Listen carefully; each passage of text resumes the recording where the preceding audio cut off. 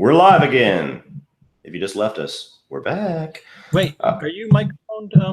There's a bunch of. Oh, is it better now? Oh yeah. I forgot I had it over to the side. I'm not used to having this giant dick in front of my face. So. Oh, I am. Wait, I mean, set them up and knock them down.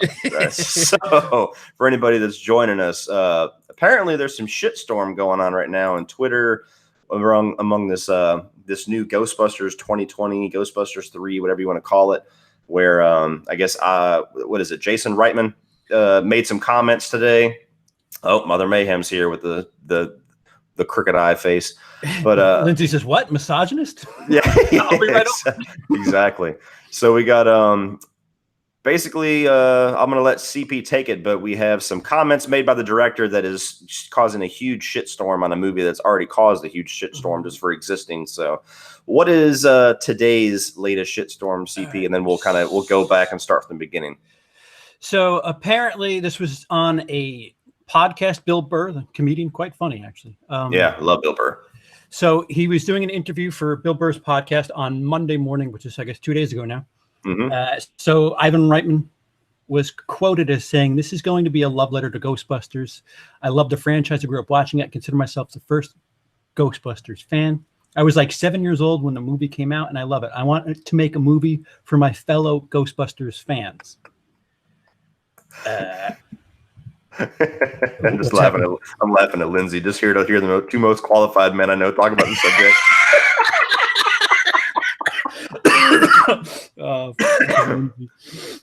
Yeah. But yeah, so that was one thing, and then I'm trying to find the other one. He made we're going back to, so this is the line that people went fucking ape shit about. He goes, "We are in every way trying to get back to the original technique and hand the movie back to the fans." He said technique, first of all. And so apparently all of ultra left-wing Hollywood crybabies read that and said, "Oh, so that means no women." Yeah. And now I don't know why I can't see you now. What the fuck? The fake Cody is here again. Do you see somebody else with my name in the chat, or just the one where I put ha ha ha? I see Russia. Fake Cody. Okay. Well, yeah, last night on a live stream, I had somebody that created a profile with my name and my face and came into my chat and started seeing everything. So I think this guy was just thinking that was me, that was the fake guy that said ha ha. If you see the yellow, that's me. So we're good. But I was just making sure because I hid him from the channel because I didn't want somebody walking around like saying some really nasty shit that's not me with my name. But so all right, we're good. So never mind. So all right, cool. So yeah, basically, I didn't even see this was going down. It was trending on Twitter. I totally missed it, and CP brought it to my attention. Was like, "Hey, did you see this? We can talk about this tonight." And yeah, I only looked at it for I'm gonna give Mother Mayhem a wrench too. Yeah, I don't think mine was done, but Lindsay will take care of it. Yeah, exactly. No, I gave both of you one, but yeah. So I only looked at it for like 30 seconds, and all you see is these random fucking names with the blue check mark saying the most outlandish shit. Like it's the same thing that we see over and over and over again nowadays. This online outrage culture where like even the tiniest little nugget of a comment, it's like, "What the fuck?" And like everybody's got to put their chimes in. And basically, like, as a fan, all right, hang on, let me go ahead and remove this fucking guy.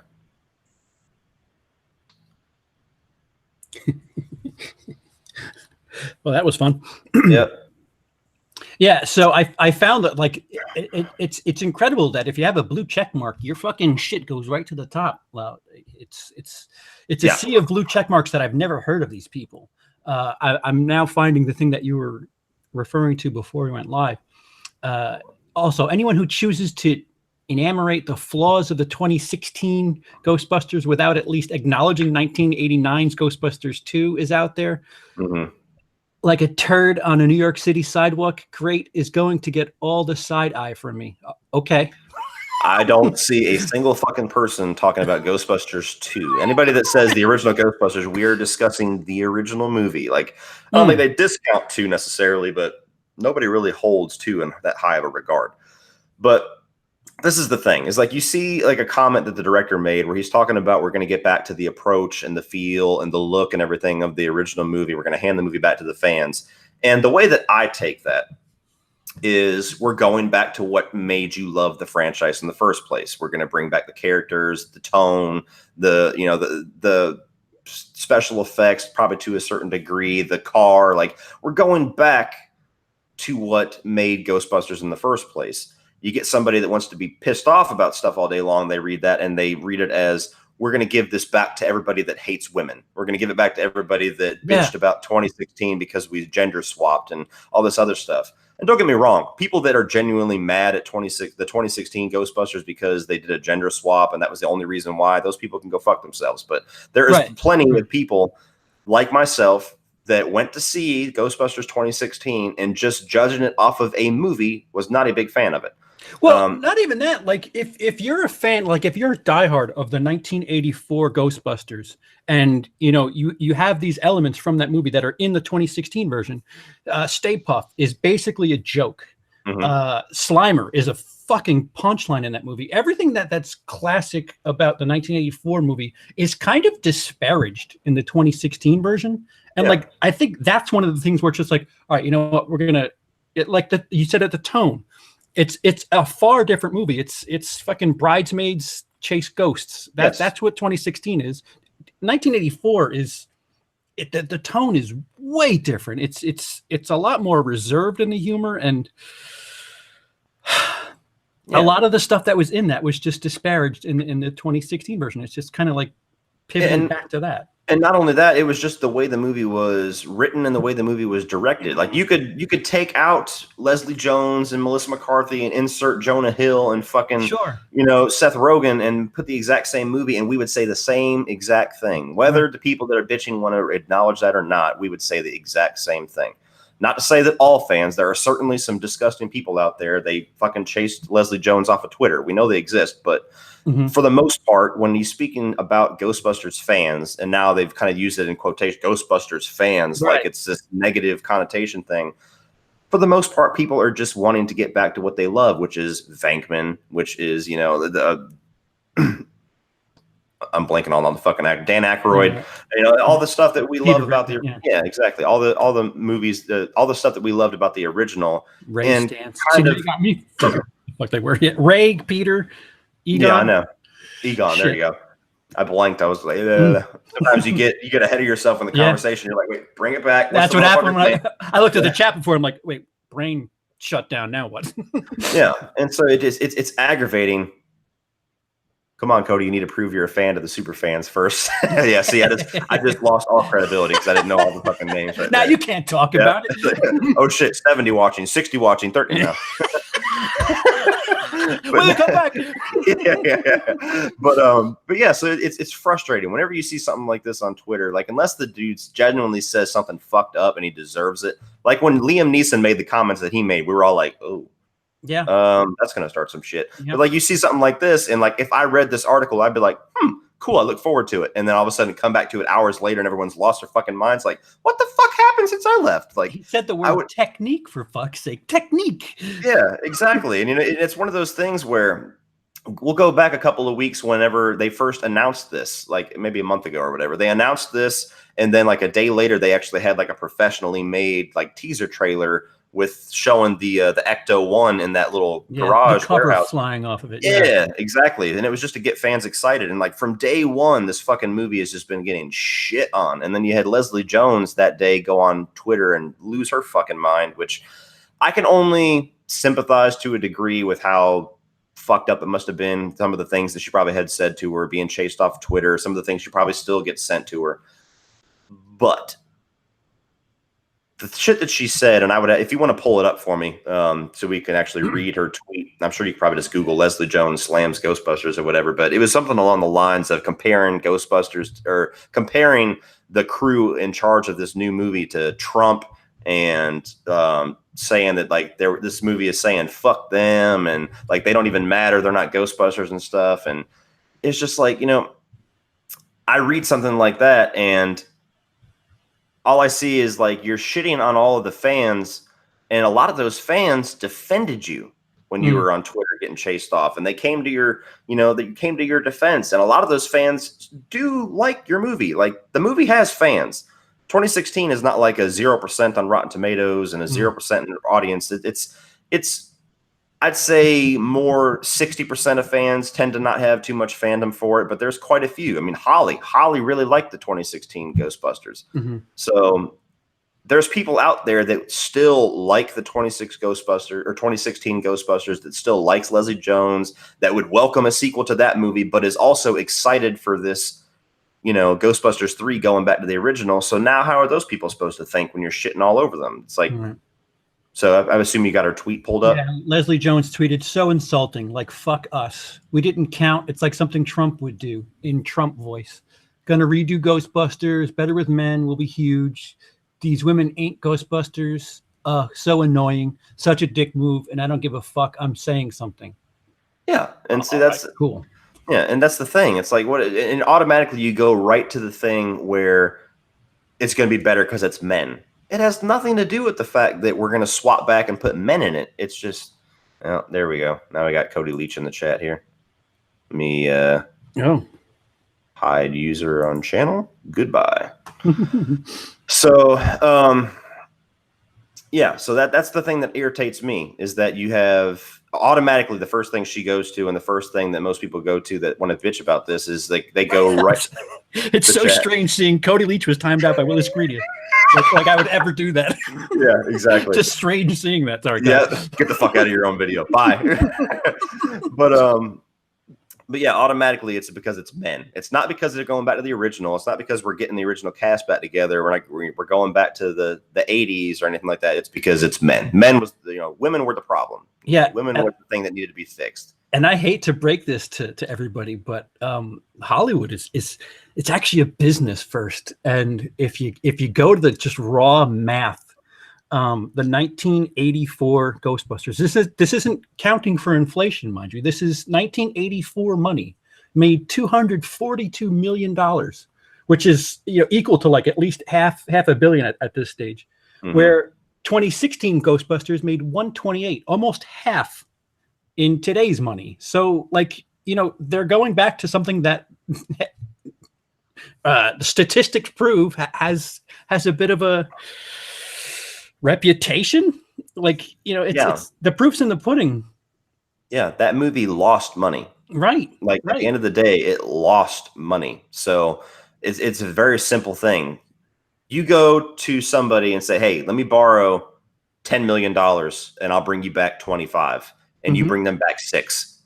Do you think if you go back to that guy and say, "Hey, give me $20 more million, I'll do it right this time," you think they're giving you the fucking money? It's if you look at it from the business side, it makes perfect sense. Like, why the fuck would you ever greenlight another one? And maybe people like to say that it's a lot of the controversy kind of had stink over it and everything like that. But that controversy wasn't just the fans. That controversy was fueled by the director and everybody as well before that movie even came out. Yeah, and then they went back and wrote like a scene to put in to kind of make a point of things with the internet. It was just like, guys, really? Yeah, like Paul Feig was shitting all over people, like calling them, if you don't, it wasn't his exact words, but he was pointing to the fact that, dude, what the hell? He was pointing to the fact of like, if you have any issues with this movie, you're sexist and everything. It was like the comments that he was making. So it was like they're kind of fueling it too. But yeah, I don't know. It just read some of the tweets for some of the shitstorm that's going on today. Sorry. Yeah, no, it's fine.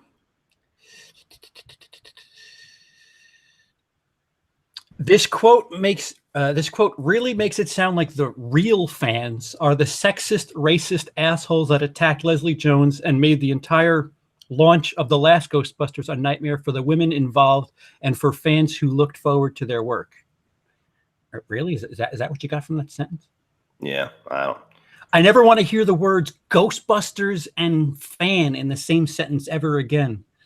All right, well, turn off your notifications on Twitter, shithead. What do you want me to tell you? Like, what the fuck? I've been looking forward to Jason Reitman's take on Ghostbusters. Then he went and said that stupid shit about handing the movie back to the fans as if the female cast had stolen something original from our precious little boy memories or something. I'll probably skip it now. what the fuck? Let me ask you this. Do you feel like all this controversy that's already up to fucking 11 before this thing even gets in front of the cameras, as far as we know, do you think it's going to hurt the movie? Hold that thought. John Constantine, there's no replacing Bill Murray. Yes, I agree. Yeah, he better be in it. Fuck. And those, I'm sorry, those cameos in that movie were fucking cringe. They were horrible. Well, you know what? I was talking about the money a second ago.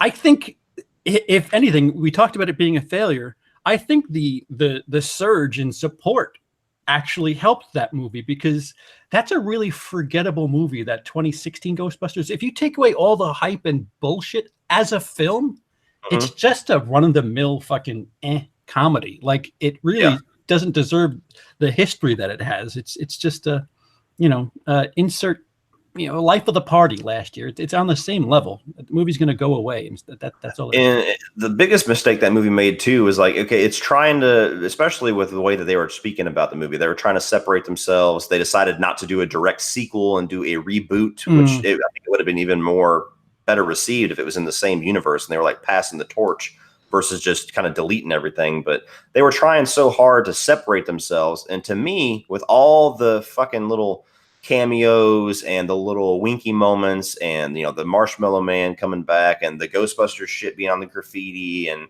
Harold Ramis's head, which is the only one that I genuinely liked being like on a bus, like every 5 minutes, there's a reference to that original movie in that film. And it's like, if you're trying to separate themselves, why are you reminding us of this better movie every 5 minutes? Like, you can't separate yourself, because every 5 minutes they're making a nod to the original film. And it's like, yes, we remember. There's the other one. I wish I was watching it right now. Well, so you were asking if this turmoil, for lack of a better term, is going to affect the movie. Is that what you were asking? Yeah. I hope not. But if this continues, like, either Reitman's going to have to not do interviews, or they're going to alter it in some way to shut these people up. Yeah. Well, I'm still curious. Like, they haven't even really said what the movie is going to be about. Like, they haven't said like, hey, this is going to be Venkman and everybody coming back for one more adventure. This could very well be them, what I thought the 2016 movie was going to be when it was in concept, which is them with a new group of Ghostbusters, and it might be a couple of women thrown in there. Yeah, I was just going to say, who's to say that there's not going to be a black girl, an Asian woman, a trans guy? Like, we don't know anything about it yet. Like what is all this fucking hype culture? Like, shit, the guy said this, like, he said technique, for fuck's sake. Like, I get it sometimes that this, yes, my voice did crack. Thank you, Lindsay. In case you didn't notice. Razor sharp. Actually, your voice cracked. It just, like, if it were one thing, if the narrative were followed for every, this social justice thing where women and race and all this thing needs to be represented and covered in Hollywood, I would buy it if Annihilation made $400 million last year. If Detroit was made a stink about the Oscars when it came out, because that was directed by a woman. Not many people know that. Like, if you follow the narrative, like, I could respect it a bit more, but it just seems like, okay, this is a big thing. Let me jump on the train. Yeah, let's talk about it when it's convenient to talk about it. It's not consistent at all. Right. And then you get some shit like Harvey Weinstein comes out and they're like, oh, oops. You know what I mean? And you get stories to come out like, yeah, everybody knew that shit was happening for years. Right. So I'm right there with you. I mean, I think I was one of the people that said that too whenever we were all bitching about Get Out not being Oscar worthy, and we're like, oh, what about Detroit? Where the fuck is that at? Like, you're going to talk about a movie that talks about social issues, but but yeah, I'm right there with you. It's just, I hope it doesn't hurt the movie, but it feels like one of those things that it's just going to have this fucking cloud around it the whole time. And it feels like revenge for the cloud that was around 2016, because that kind of felt the same way. Like, there was this cloud of negativity around it, the whole production. And the only thing that can turn it around is a trailer, I guess. If they have a trailer and it seems to speak to a lot of the things they were talking about, and then Reitman kind of just sit there and be like, what now? Yeah. But then you'll get people be like, oh, he just inserted that to combat this, and he's really, closet sexist and blah blah blah. And like, what if the first first person? What if the first cast member they announce is like Zoe Kravitz as one of the Ghostbusters? Like then what? Then what are we gonna do? Like a lot of heat over nothing yet, and it like I would hate for it to mold what the decisions are. Like I really hope that the script is done, that they've started shooting or something. Like please don't let stupidity alter this. And it is stupidity. Like it's like you said before. Yes, people boycotting a movie because it's women, you know, that's ridiculous too. That's absurd. But to swing in the other direction is equally as absurd. Like, you know, hear the movie out. Like just because it has men, it's a sequel to the original that was for men. Like nobody threw a fucking hissy fit about Ocean's 8. Like these pick and choose battles. I don't know why Ghostbusters and Star Wars appear to be these two hills that, you know, left wing, ultra bitchy. It just I why all of a sudden these two franchises? And this is the other point too I'm curious on your thoughts on, because this is something I've said for a while too. And 2016 kind of walked themselves into this fucking shitstorm that they've been in since 2016. I totally am for this whole movement with, you know, getting more representation, you know, getting more movies like Black Panther, getting more movies that are female led, like Annihilation and stuff like that. Of course, really, it's to me, if it's a good story and you have good characters, I don't really give a shit if they're white, black, polka dot, female, male, transgender. I don't really give a shit. It's about the story. It's about the movie, the experience. But when you have this thing where we have this trend now about this gender swap shit, I think that's the worst possible way you could go about making this inclusion thing. Because to me, if you're going to take a movie that's beloved, that has an all-male cast, or even an all-female cast, it swings both ways, an all-male cast, and you're going to say, well, we're just going to switch it to women and do it again to make inclusion more. Well, right out of the gate, you're automatically setting yourself up to be compared to that original that everybody already loves, which even just a standard remake fights that fucking battle from beginning to end. So it's just, to me, if you're going to make inclusion a priority, then make some new stories, make new movies, create new franchises. If you want something like Ghostbusters, make a sci-fi ghost movie with 4 women, you know what I mean? And try to separate it from Ghostbusters as much as possible to get rid of the comparison. But I don't understand where, like, you get shit like Overboard, you get Ocean's 8 didn't seem to have too much controversy, but that's because that was a direct sequel, not a remake. They're remaking Dirty Rotten Scoundrels too, with Anne Hathaway and Rebel Wilson. That's coming out in a couple of months. Yeah, and to me, it's that's the thing, and not that I mean, it is a beloved movie, but it's not on the level of Ghostbusters. But when you, to me, I don't understand where the motivation is with that. Like, if you want to have a movie with Anne Hathaway and Rebel Wilson, it seems like you could easily have a writer's room come up with something that would fit those two actresses very well without saying, what popular movie can we do? Give me that one right there, Steve Martin, bring it over here. You know what I mean? So I don't understand why that's the easy way, or why that's the preferred way for Hollywood to kind of make this inclusion thing and this representation thing happen. Is we'll take something that's already beloved and we'll switch some shit up and just kind of force it out there instead of actually genuinely coming up with new ideas and new franchises that can be led by women and can be started by women. So you don't have that comparison. Right. Alita, female lead character. People aren't talking about. Go see this because it's a girl in the lead role. It's just so strange how they pick and choose when, like you said, when it's convenient. And like can't quality be the first thing? Like you said, does it matter? Like what if they redo Ghostbusters with fucking dogs? Like do both sides complain about that then?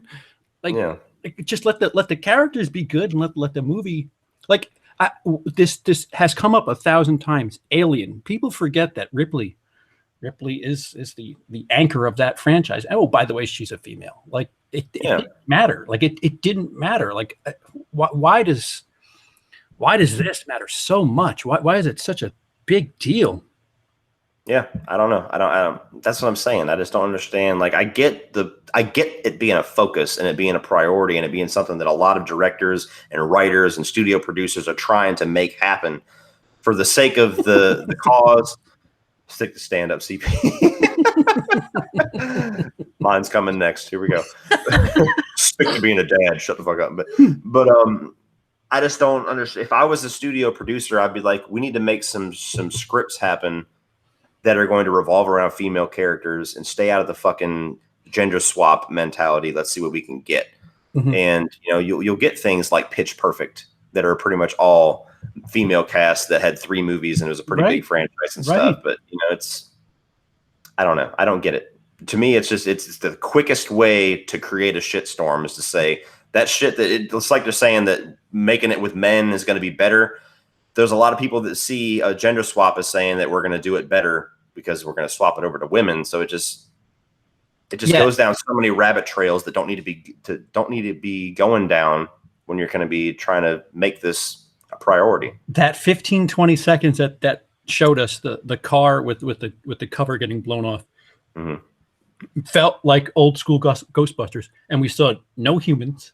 It was just a score. It was a couple of sound cues, and it was just the old school car, and that it felt like matched the tone, matched the feel of the first one. You could tell me that it's a bunch of old grandmas that are the Ghostbusters now. It doesn't matter if the movie's good. Why the fuck should any of that matter? But like they're getting ahead of all this, and it's just like we don't have a cast list yet. Like shit.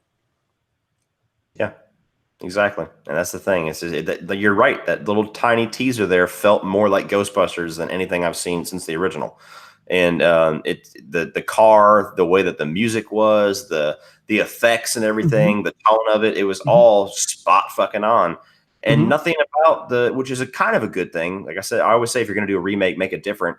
Right. But nothing really about the 2016 movie, aside from just face value stuff, felt like Ghostbusters. Like you said, it felt like Bridesmaids with Ghostbusters shit. So it's I don't know. It's just I worry for the movie because it feels like it's something that a lot of fans have something to be really excited about because it's something they've been asking for since 20-something years now. And it's like you have to either fight the battle or feel guilty because you're excited for this because of the negative spin that so many people are putting on it out of nothing. Right. I could not agree more. It's fresh. You're right. Sorry. Oh, she must have heard the previous stream. Shut it up. Oh man. Well, do you got any more comments on this? No. Ghostbusters. You might have to regurgitate this, and Lindsay can defend women outright. Oh yeah, the expert. Yeah, exactly. We'll table this for the 5-way chat. All right, guys. Well, that's pretty much everything we were kind of talking about with this. But I always like to turn it over to the chat for a while. So if you guys want to throw out some questions, we'll answer some questions for maybe the next half hour or so. Questions for both of us, or you can just say, CP, what do you think about this? But throw out some questions, and we'll shoot the shit for a little while before we wrap this motherfucker up. Oh, I won't defend this or Leslie. Ooh, ooh, shots fired. Yeah. I think people are more disappointed with the recent trailer than the changes. But why though? Oh, they're talking about Pet Sematary. Oh. Yeah. I don't know what kind of delay we're on, but nobody's catching on to the if they do like a hybrid, like somebody's saying updated special effects. Do like Force Awakens did, where the prequel trilogy was just so fucking CGI heavy, and the endearing thing about the original Star Wars movies was it was all practical effects. If they could do a Force Awakens style hybrid of some practical stuff with some modern day CGI, that'd be a nice little update. And again, it all depends on who's going to be in the movie. If they could dig Rick Moranis up, that'd be pretty neat. That would be great. Yeah, the fans really, even for just a cameo, fans have been missing him for a long time. Let me see here. Talk about Pumpkinhead on Scream Stream. We will whenever there's more news. There's a Pumpkinhead remake supposedly in production, but I haven't heard shit on it in like a year. Let me see. Why is there so many fake ones, Cody? Well, that was something that started last night. Somebody came in while I was answering a very long question and was saying a bunch of stupid shit. And I guess that guy is just that's his way to feel important now, is just to keep creating fake accounts. So whatever. Somebody mentioned the Lost Boys TV series, which there's a Lost Boys TV series coming to CW, and the only information we have so far is that the Frog Brothers will now be the Frog Sisters. Thoughts? Oh man, really? My thoughts as well. Next, no, I'm just kidding. I don't. Yeah, that's rough. Again, it's at first thought it sounds very. I'd be a hypocrite if I said, "Well, it's girls. I don't want to see it." Well, if it's good, then so be it. But don't make it about the sex, the race. Don't make it about any of that first. Just do it well. Fuck. Exactly. Yeah, I'm not excited for it. I mean, it's CW is one thing. Like, I love Supernatural, don't get me wrong, but CW has its limitations. I don't see any rated R movie succeeding as a TV show in CW. Anything but that's not HBO or Showtime or something like that. So that makes me nervous. I don't really see them redoing and recapturing what the Lost Boys captured without the 80s. Right. And then just swapping the Frog Brothers for the hell of it. That's just another thing where it's like, why? What are you gaining by changing it? Maybe it'll be something awesome, but the Frog Brothers are pretty fucking iconic in that movie. So just changing it for the sake of changing it to me is just like, you're already barking up the wrong tree. Next thing they'll do is genders. Okay. Yeah. Next thing they'll do is gender swap Chucky. Yeah. Charlotte.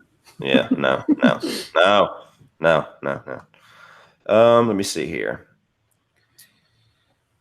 I don't know Michael Rappaport. Somebody asked, okay, Boomstick critique. If Ghostbusters 3 does better than the reboot, what will happen? Well, I expect it's going to be better than the reboot regardless, really, but it's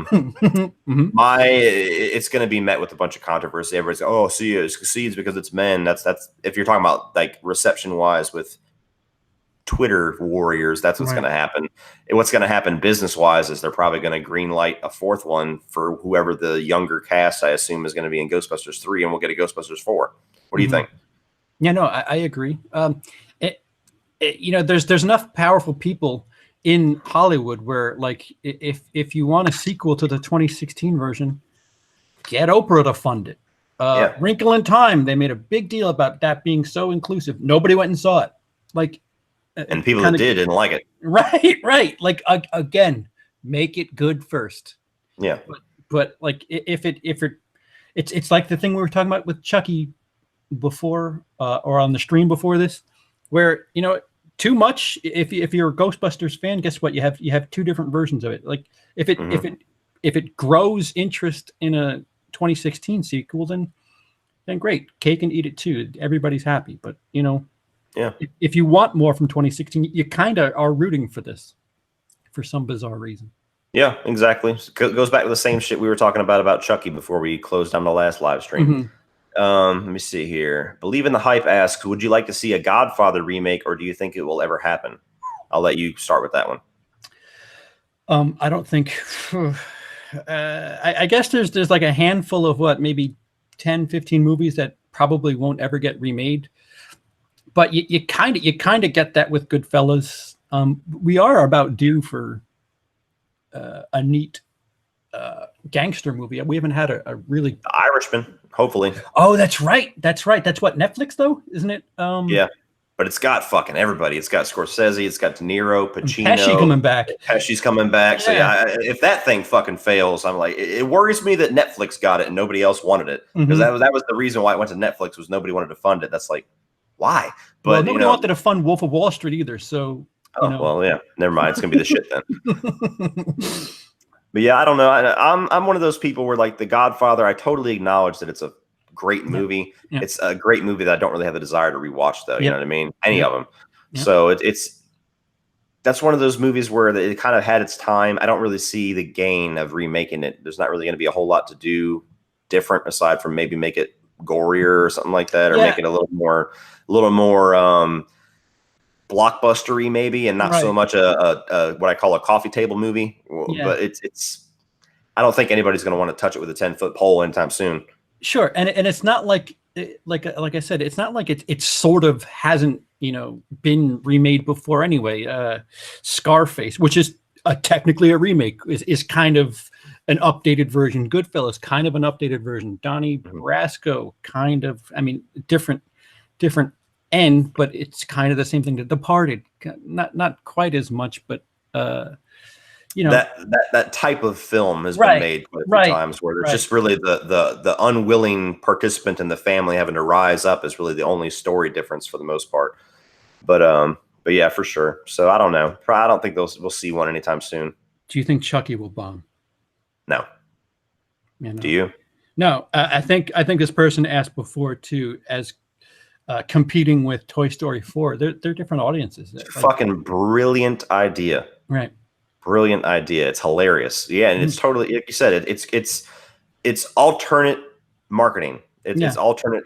When you go into Toy Story 4 and the shit's full, because we know Toy Story 4 is going to have plenty of screenings that fill up. Oh fuck, what else is out? Oh, Child's Play. Let's go see that. You know what I mean? And it's not going to be like they release. When you get into trouble is like the shit where they're releasing Fast 9 and Godzilla versus King Kong on the same day. Yeah. That's the same audience. You're going for the same people. So you're going to take money from each other. Child's Play and Toy Story 4, although there's plenty of us that will see both, that want to see both, predominantly your audience for Toy Story 4 is not going to be walking into to Child's Play and vice versa. And vice versa, right, yeah. So they're not going after the same dollar. So whatever Child's Play is going to do, it's going to do not in spite of Toy Story. It's going to do it regardless.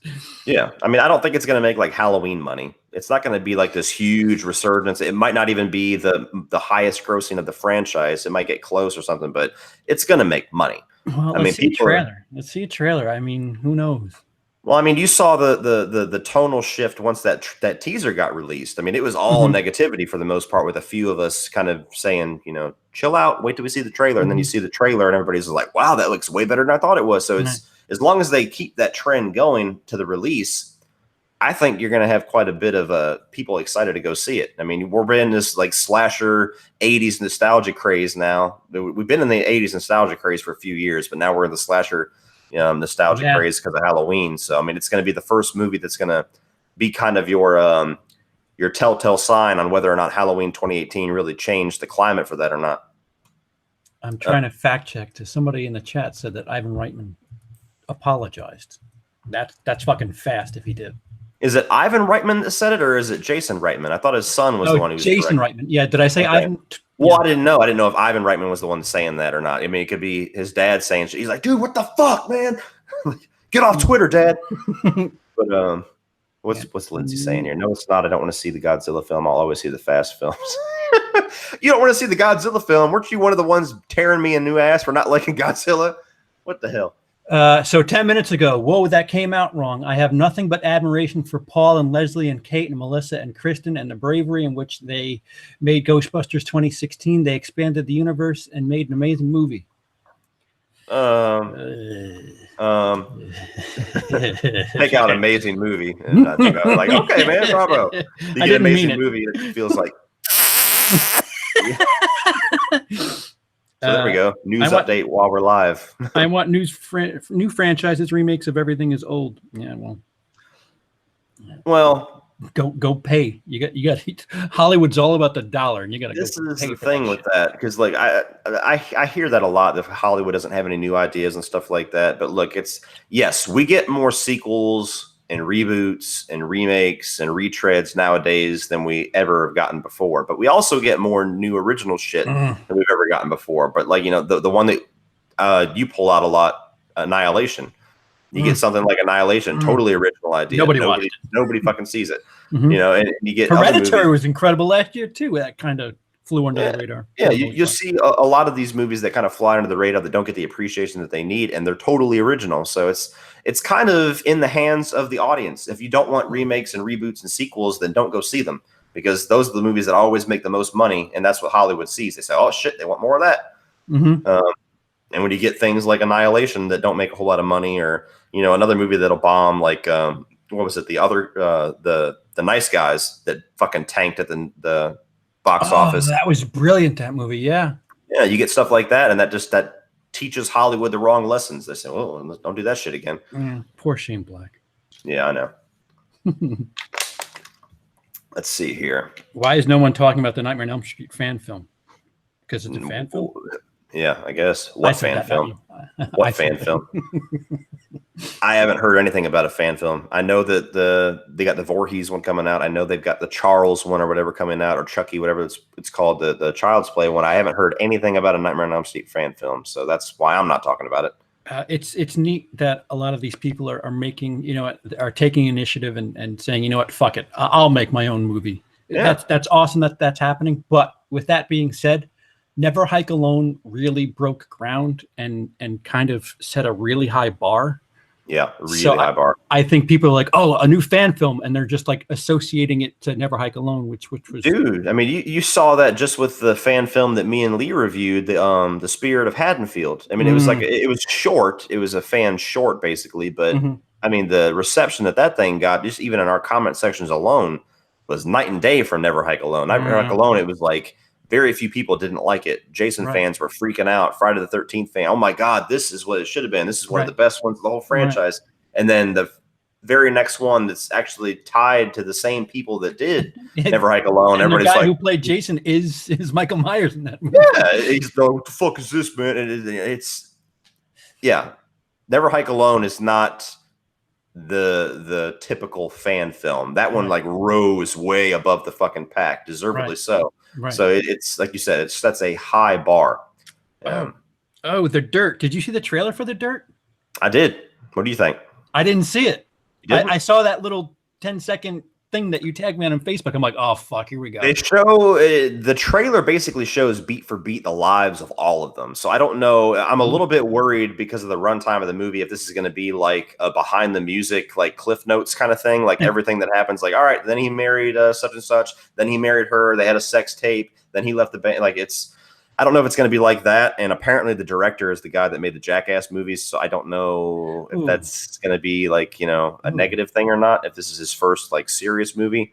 Yeah. But I'm intrigued because I've never been a huge Motley Crue fan. Like I love the same songs that everybody else loves. The ones Vince that are always Neil killed somebody in a car accident. Nikki Sixx died of a heroin overdose. Like you better have at least one, if not both of those moments. They was in the trailer. Both of them. Okay.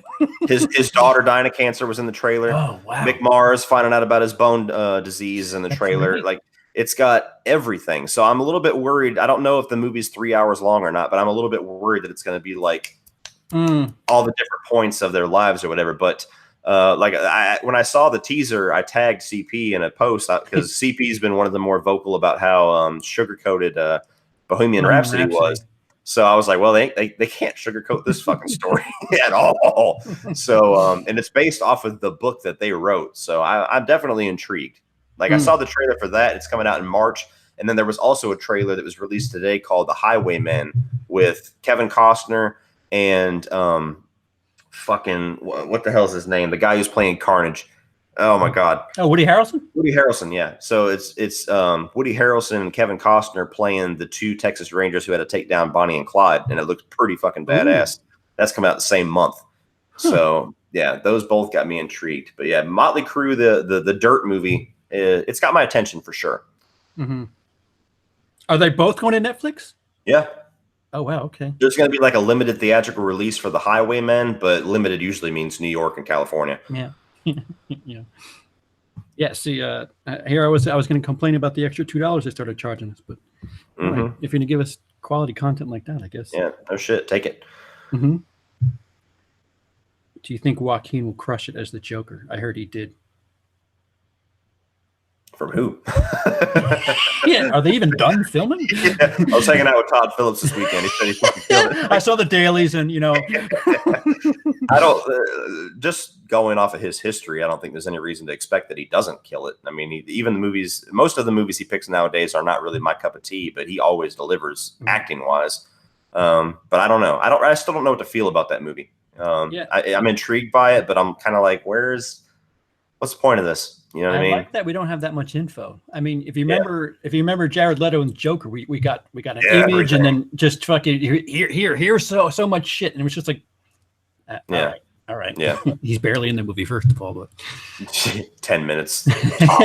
yeah. So like less is more. I think like for better or worse. If it's incredible, it'd be nice to be surprised by it. And if it's bad, then you know what? They're keeping it a secret for a good reason. Yeah. Yeah. It's gonna create some talk for sure when it comes out in October. The Ted Bundy movie actually got moved to Netflix too. Richie Work just chimed in on that, but it got bought out by Netflix and it's going to be released like late this year now. Oh, why? If they bought it, it should be done. No. Yeah. No Damn shit. Netflix. My favorite movie, my favorite horror movie of all time is Jason Lives. Friday the 13th Part 6. Mm-hmm. What is your least favorite Friday the 13th and why? Jason X. Is it Jason X? Yeah, I think it's Jason X. Because it's because it's fucking Jason X. Yeah, it's like there's two kills. There's the fucking frozen face thing, which is a temperature mirror image to the Halloween fucking spa kill. Yeah. I mean that's neat. And then when they do the flashback thing, the simulated flashback where he's in the 80s with the two chicks. Those are the two things that I'm like, all right, cool. Otherwise, that movie, nope, thank you. Nothing about it. The score is terrible. The fucking just. I love Jason X, but I grew up with Jason X though, so I embrace the silly shittiness Dude, of it. 8 months later, you got Freddy vs. Jason, a way better experience. Oh yeah, for sure. I have a question for you. It's not in the chat, but somebody asked me this last night, and I kind of went on a whole like script idea. What would be your approach to a new Friday the 13th film? They gave you the money. They said, like, Blumhouse says, hey, make Friday the 13th. You can do a reboot. You can follow the remake. You can fall somewhere in the timeline. What the fuck you want to do? I have carte blanche. I can do whatever I want with it. Yeah. I want to do, after Jason drowns, I want to do Pamela, a movie about Pamela in between Jason drowning and the first movie, some sort of prequel, whatever the fuck. And I'd like to allude to the fact that perhaps Jason didn't drown in the lake, and she's kind of so fucked up in the head that she's kind of like American Psycho, if you will, where sometimes she's killing people, but sometimes she's not, and it's all in her head, and Jason's still alive, and that's how we explain.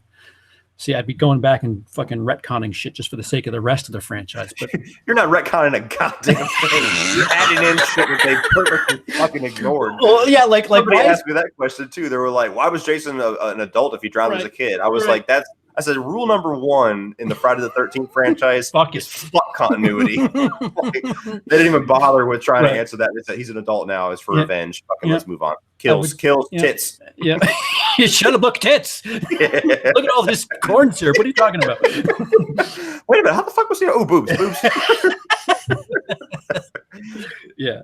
That'd be an interesting idea. All right, cool. I've shared my idea before, so I won't go all through it. But what the fuck? Are you competing with us? She's going live? Yeah, Emily just went live. Bring it. Yeah. Change the title of the video. if I can't compete with Cody, you certainly can. You better not. Fuck yeah. Speaking of alternate programming. Oh man. Oh yeah. So all right, cool idea. So let me go back to the chat now. Have you ever watched Laid to Rest 1 and Laid to Rest 2? If so, your thoughts. Have you seen them? Nope. Okay. I have not either, but I have Cecil from the horror show sent me a DVD copy of both Laid to Rest and Chrome Face or Chrome Skull. So we have there's no like date in mind because I'm still trying to hammer out the Patreon shit, but along with the collab that I've talked about doing with Dave McCrae, I'll also be doing a collab with Cecil at some point, reviewing those two movies because he was kind enough to send them to me. So keep an eye out for that. I have never seen either one of them. I vaguely remember seeing parts of Laid to Rest, but it was enough in the past that it's going to be a clean slate. So let me see.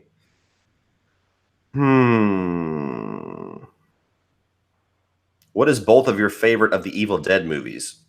CP? Army of Darkness. Army of Darkness? Is it really?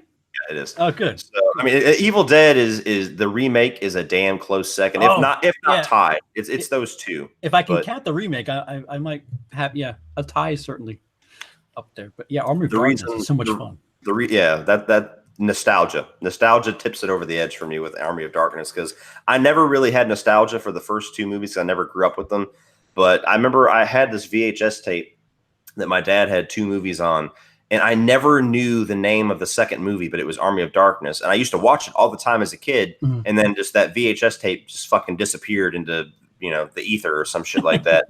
And I always the thought would always go in the back of my head once in like maybe every 2 years. I'd be like, what the fuck was that movie I used to watch all the time as a kid? Like, just a scene would pop in my head. And then I started getting into some of the horror franchises that I hadn't really grown up with, like when I was, I don't know, 15. And I rented all three of the Evil Dead movies, and I didn't really care for Evil Dead 2 at the time, because I watched them back to back, and Evil Dead 2 is kind of like a sillier remake. So I was kind of like, I just fucking watched this movie. What the hell? I like it a lot now. But on first watch, I was like, what the fuck? And then I put in Army of Darkness, and I got to that scene wherever he gets sucked into the book. I was like, as soon as I saw it, I was like, this is the fucking movie. It's Army of Darkness. So it was like this huge pit of nostalgia I never realized I had. And I watched it with my son, and he fucking cracked up with me. Like, my favorite part of the whole movie is whenever he's got the severed head in the grave, and he's like, hey, you got something on your face. And he's like, huh? And he just throws dirt on him. It's so much fun. So yeah, that's the one that I look forward to rewatching the most. But Evil Dead, the remake, is like, it's like razor fucking difference. I agree immensely. Yeah. The Horror Junkie 78 Pet Cemetery 2 review. You want to take the lead on that one, or you want to follow me? Why? Pet Cemetery 2. This is an interesting story. So I grew up loving the original Pet Cemetery. It was one of me and my father's favorite movies. We would watch it in the dark. It was always like an event when we put it on. And he always told me that the sequel sucked ass. So I never watched it. I was like, well, fuck that movie. I don't want to watch that. So I never watched it. And then I joined Killer Flicks. And anytime that would get brought up, Pet Cemetery, there would always be a flood of people that would say that Pet Cemetery 2 was awesome or just as good. Or there was even like 3 or 4 people that said it's even better than the first movie.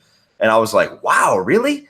So it kind of piqued my interest. I was like, maybe my dad just, because me and my dad have pretty differing tastes now. There's a lot of movies he likes where I'm like, what the fuck? And there's movies that I like, and he's like, that shit sucked. I couldn't make it through 15 minutes. So I was like, you know what? Maybe this is one of those times where my dad was wrong. Daddy wasn't wrong. I put that movie on. It was on Amazon Prime, and I put it on. I watched it with Holly, and I was just like, well, at least you didn't pay for it. It was so, like, I give it credit for being different, and it's the same director, too. Yeah, Mary Lambert, yeah. Dude, what the fuck? Like, I watched it, I'm like, this is not Pet Cemetery. It was like, it's closer to Evil Dead than Pet Cemetery. So I don't know. That's my review. What the fuck? There we go. I don't know if obviously you share my sentiments. Yeah, no. I don't remember much about it. I remember Edward Furlong being in it. Yeah, that's all. Edward Furlong, and I'm fucking blanking on names tonight. Damn. The dude who played. Yeah, he played Shawshank. Yeah, Shawshank. There you go. Yeah. He played a cop in that too. Yeah. Yeah. Shit.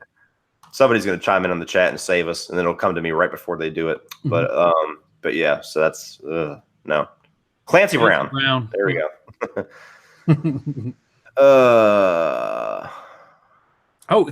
So somebody asked thoughts on The Collector. Are they ever making a third one, Cody?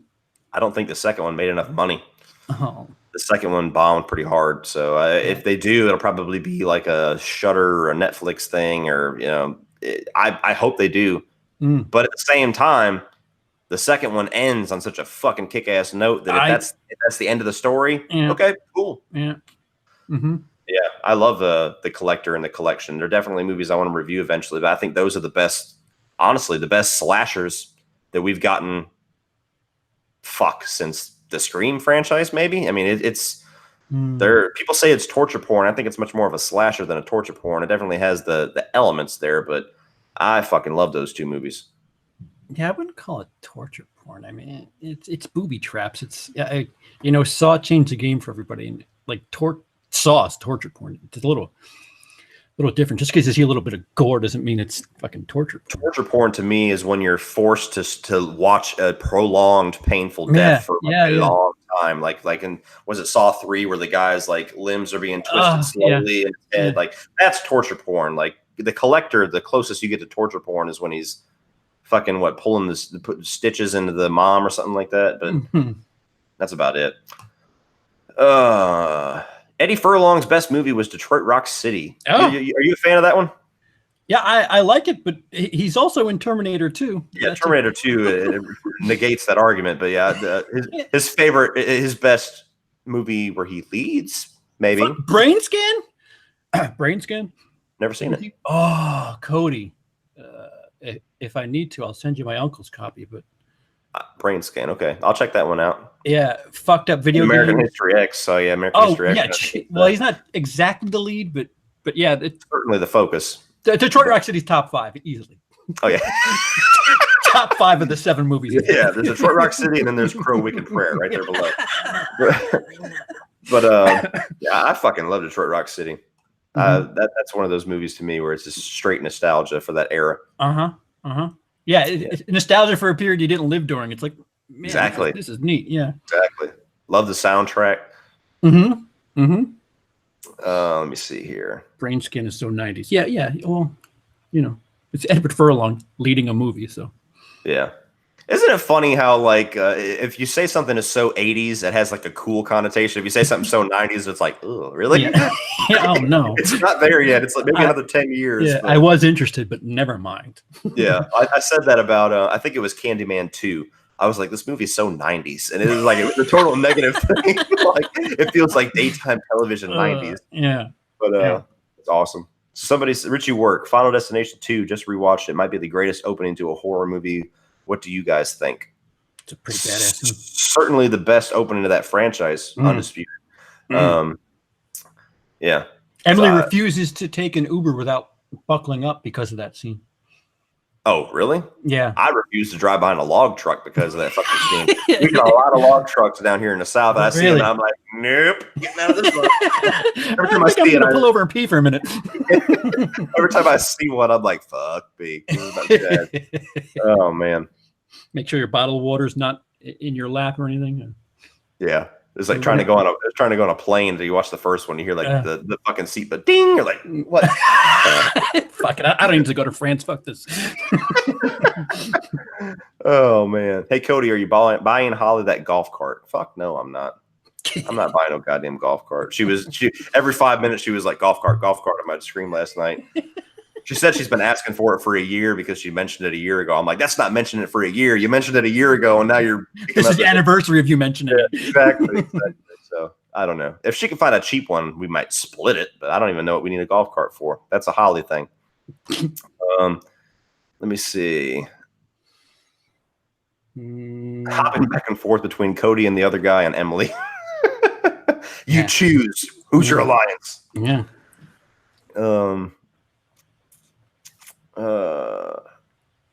I think it was you who said this, Cody, but they should do what Halloween was going to be, a new horror movie every year. I don't know. The phrasing of your question's a little difficult for me to understand, but yeah, I said don't make it every year. Don't do the Blumhouse thing and make it like a Purge annual event kind of thing. But what do you think about this whole? This keeps coming up in a lot of streams. What do you think about this whole comment that Jason Blum made about the 10 Halloween sequels? Did you read that? Yeah, quote? That he wants to make 10 or something like that, right? Isn't that what the quote is? He was being interviewed about, hey, are you working on Halloween 2 or the sequel? And he basically said, well, technically we don't have the rights to make it yet. But he said, technically we don't have the rights to make it yet. But yeah, of course, I want to make 10 of them. And everybody's like, Blumhouse confirms 10 Halloween sequels. And it's like, everybody's been asking about like, I don't think they should make that many. And I'm like, dude, it's fucking classic hyperbole. Yeah. All he's saying is, yeah, I'd like money.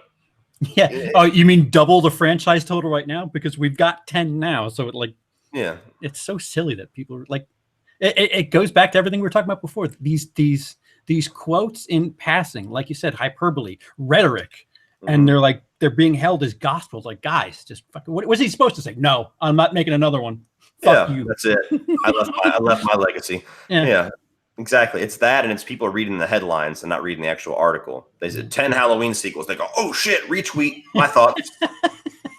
So yeah, stupid James Cameron made that reality a thing because he's making 6 avatars at once. Yeah, exactly.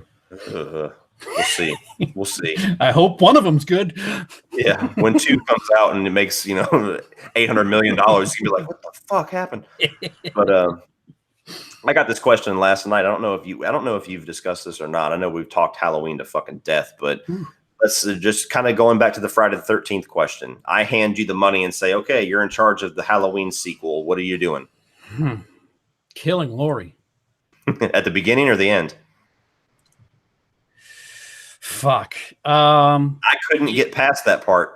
When they asked me the question, I was like, well, the priority of the movie is to get it the fuck away from Laurie Strode. Yeah. But I don't know if it would be better to wait till the end of the movie and basically do the movie that Halloween 2018 was promised to be, or do it in the beginning and risk pissing everybody off like Resurrection did. Do a Psycho thing. Have her on screen for, nice homage to Janet Leigh. Kill her in the shower.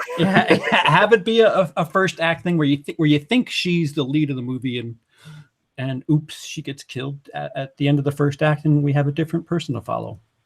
Yeah, her granddaughter probably is, right, I think, assume who they're kind of tailoring should have for that. Killed one of them in that last movie. Fucking jerks. Any one of those females, any one of them, and I'm so excited, but I digest. Twitter tomorrow. CP confirms any female that dies makes it better. Yeah, I said kids before too. I said, oh, they're gonna kill kids in this one, so Mother Mayhem, Halloween, I'm out.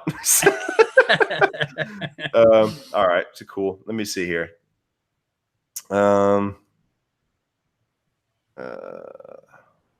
What is your favorite animated movie? That's a different one from Kelcan0706. WALL-E? Yeah. Wow, that's a interesting pick.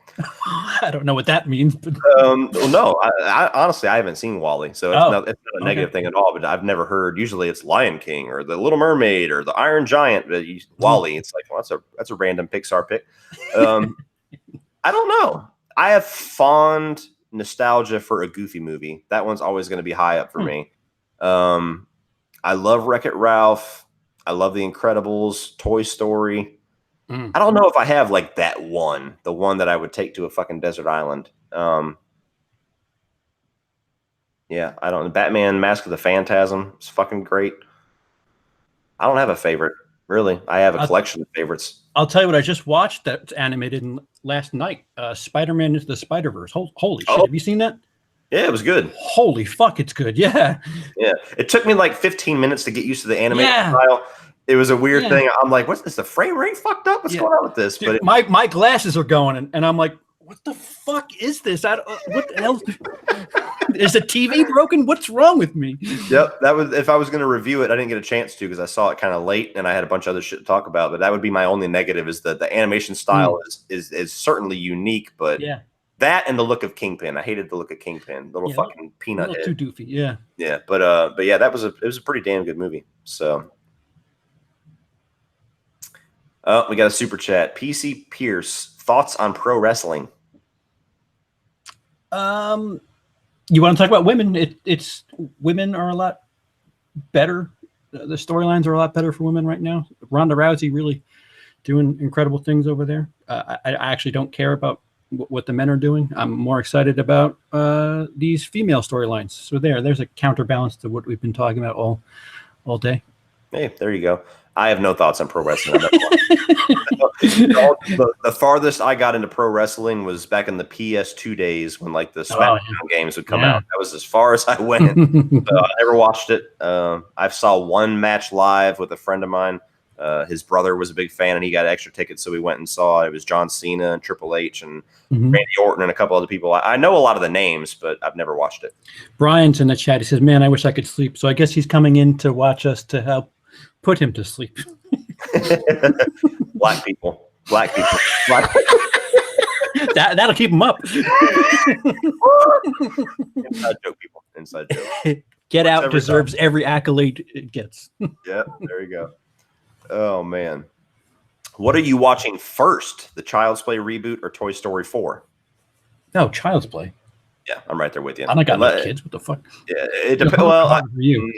Yeah, I was going to say it's a little harder for me because it depends on what's going on. Because I'm absolutely going to have to take my whole family to Toy Story 4. But Child's Play, I might, depending on how things are and how prioritized I am to see it, I might do what I did with Halloween and go watch it when they're screening it, testing it the night before, Mm-hmm. Like that Wednesday night. I did that with Halloween, stayed up to like 4 a.m, but that was rough. That was like a once a year type thing. Yeah.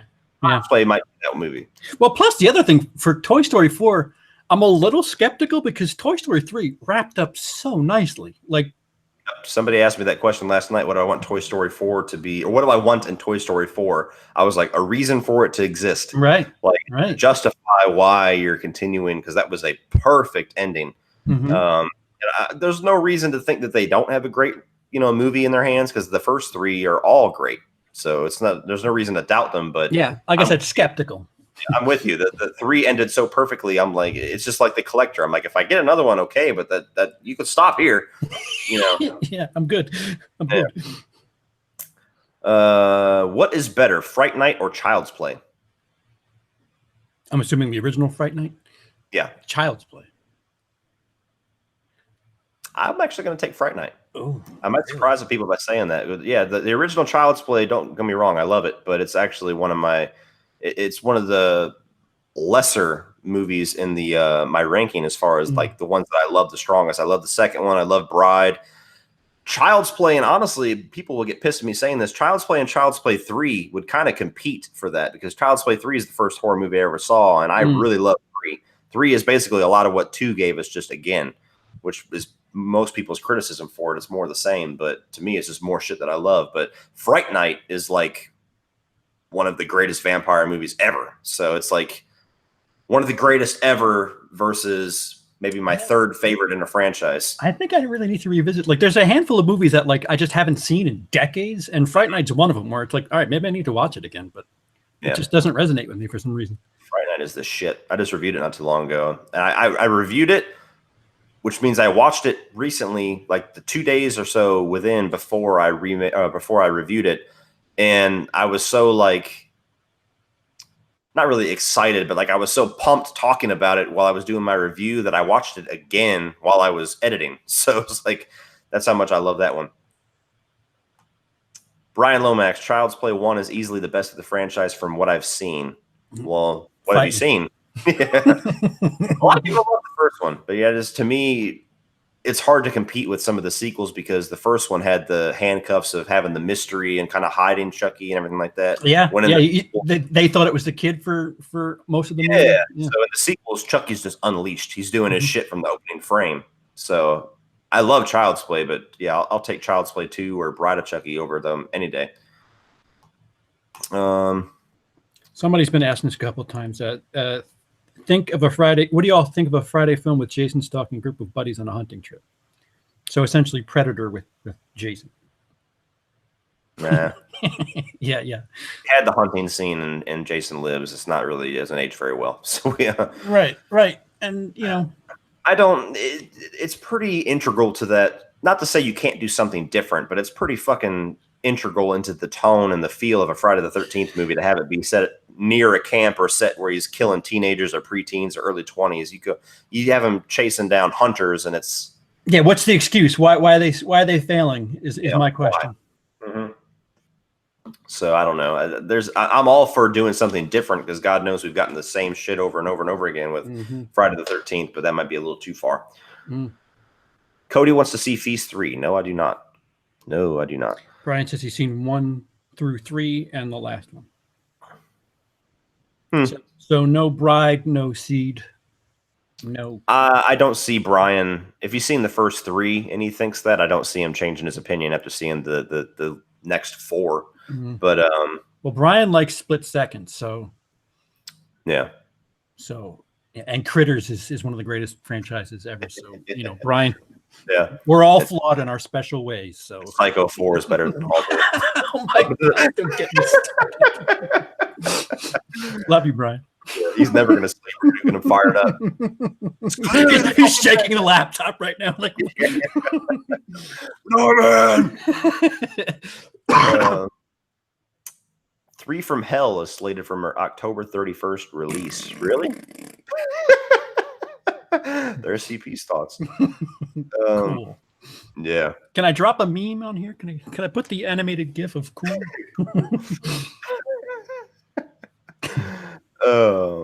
Somebody keeps asking about a sequel to The Shallows. Would you like a sequel to The Shallows?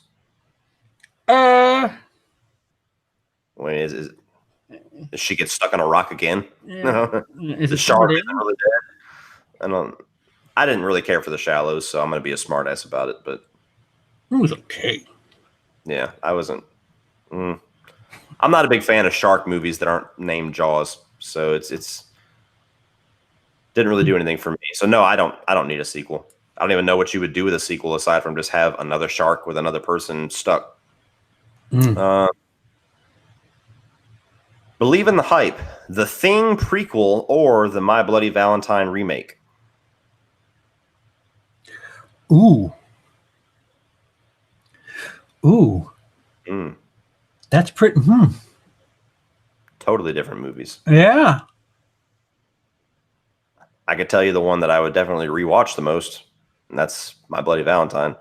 The Thing prequel I saw in theaters, and I had not seen it again until about maybe 6 months ago when Lee sent me the remake because he found out I didn't have it, and I watched it again.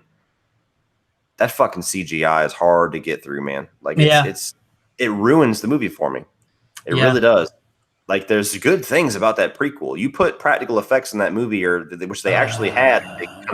They painted over it. You put the practical effects back in that movie, that movie automatically goes up like 2 letter grades. I mean, I keep like every 6 months or so. I'm like, because I finally have my Blu-rays under the same roof now, and I'm like, let me get around to this, and I just never do it.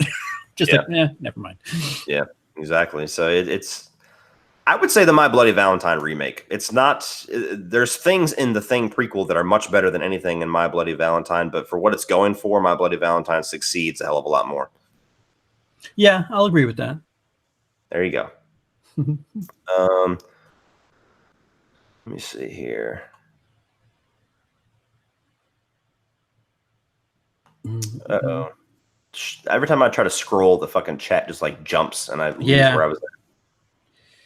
Very curious to hear your thoughts on Terminator Genesis from Brett Sheffield. You could take the lead on that one, since you mentioned Terminator earlier. Terminator Jenny Smith. Yeah, I don't know. Terminator just appears to be a franchise that started swerving in part 3 and tried course correcting in 4. And now it's fucking like it's just so it's no longer driving in a straight line, and it's just kind of taking out a bunch of pedestrians in the process. I don't. It was ambitious. I get what they were trying to do. It just seems even more sloppy. Like just restrain yourself. This time travel shit. Like now what? There's like 3 different timelines with the Terminator going back to her as a kid, and I don't know. It's confusing. I haven't watched it since I bought it. So I haven't seen it since theaters. I'll say this: it's not a good movie, but it's at least a fun movie to watch. Like it's entertainingly bad. Yeah, I if it were on TV, like if I it was Sunday and there was nothing on, I would stop on it. I think that the idea of going back and having them revisit the events of the first 2 movies was cool. Execution was a little. I didn't hate, but didn't love the casting of Game of Thrones chick. I can't remember her name. She's not, Linda Hamilton, but she was pretty good. I'm not a Jai Courtney fan, so that's a gigantic thumbs down for me on the casting of Kyle Reese. And Jason Clarke was in it too. Jason Clarke was pretty decent, but again, like that's my biggest gripe with the Terminator franchise is I have no attachment to John Connor because you recast him every fucking movie. Like there's no consistency. And they gave away the Edward Furlong's not busy. I'm curious. They haven't said anything about John Connor. I'm curious if he's going to pop up in this new one because they're supposed to be going back to T2. So I don't know, but yeah, they gave away the twist about John Connor being a Terminator in the trailer, so that was ruined. And then the whole third act is like one of those things where self-destruct in 25 seconds, and then 25 seconds takes like 8 minutes to happen. So, and then you get the ultra ending with like Terminator is like all the Terminators combined into one or some shit. It's Sean Chandler says it the best. He says that Terminator 3, Salvation, and Genesis are like really fun Terminator fan fiction. Yeah. I can agree with that. Let me see here. The Smoky S's, Goonies sequel or Goonies remake? Are you not happy with Stranger Things? Because we've answered this already. I would say remake over a sequel. I don't see much sense being made out of a sequel. I don't think you could really. They'd all be adults now. I mean, most of them, aside from Josh Brolin, aren't really doing shit. So it's I don't know. I don't see getting Sean Astin and Corey Feldman and all the other actors that haven't done anything since Goonies back together and making a story about them and their kids or something like that. And why? Yeah. If you're doing a sequel with them, why? Yeah. So I would be up for a remake. I love the Goonies, but you could do a remake to that as long as you wrote it good. You know what I mean? And you could update the effects and everything like that. It could be a fun movie. Let me see here. Oh, I see. We lost John Kyle Stanton, Daniel Hammond, Bearded Slasher, Beth S. I see. What happened? No, they're over on Emily's screen. Motherfuckers. I'll remember this. Blacklisted. You and all the fake Codys go. I've got a wrench. You fuckers are going to regret it.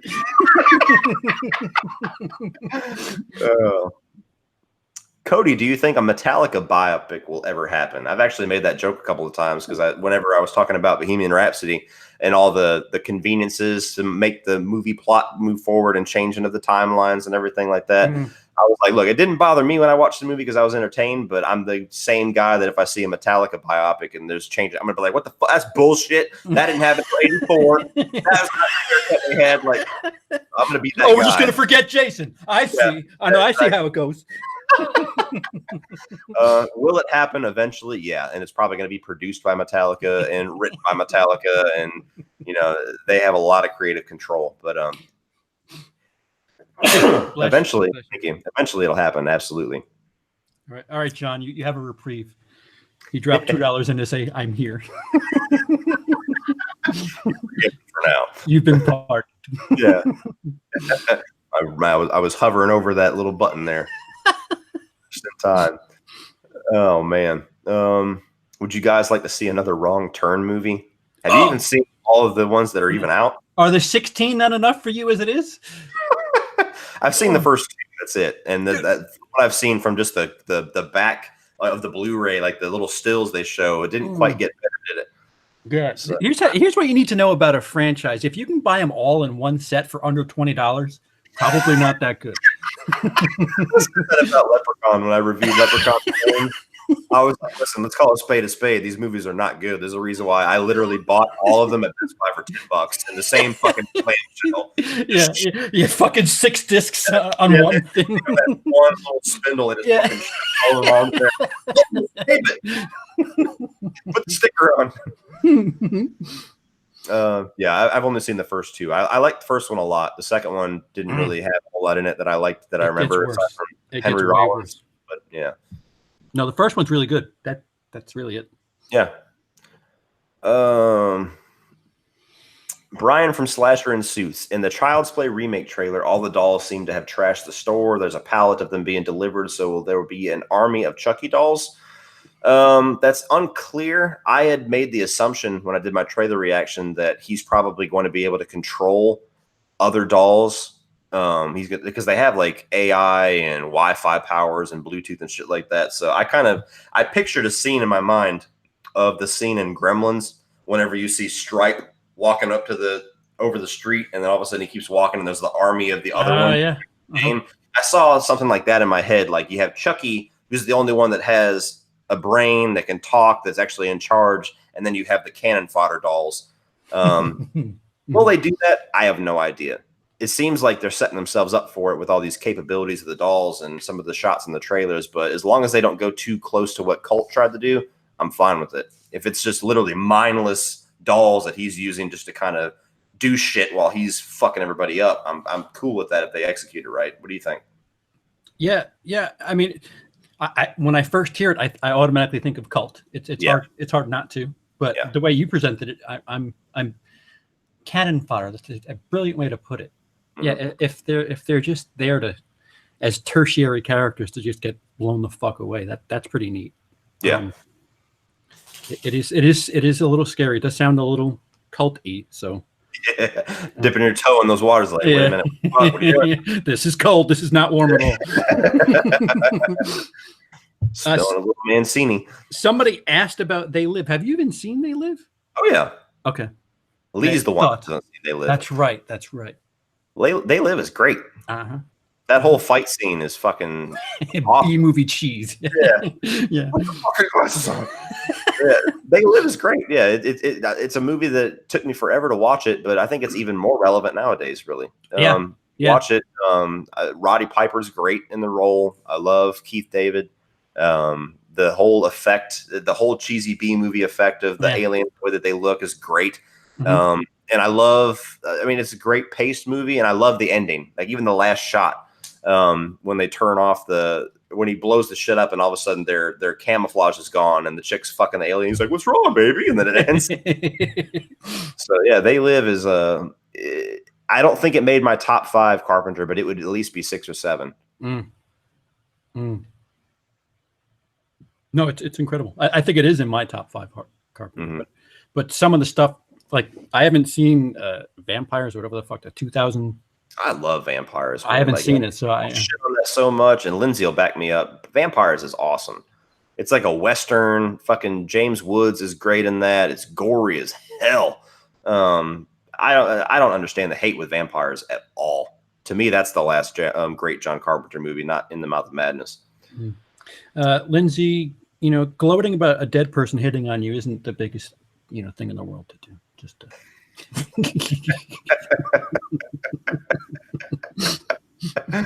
Oh man, sticking with the Chucky theme, Chris Black says thoughts on Glenn/Glenda coming back for the Chucky TV show with a bunch of eye roll emojis. To clarify before I get your answer, they haven't confirmed that it's actually coming back. All they've done is hinted that they're leaving the door open for characters to come back, and I think Glenn and Glenda was mentioned by somebody listing off characters like, oh, so this, Glenn and Glenda, and they were like, yeah, sure, why not?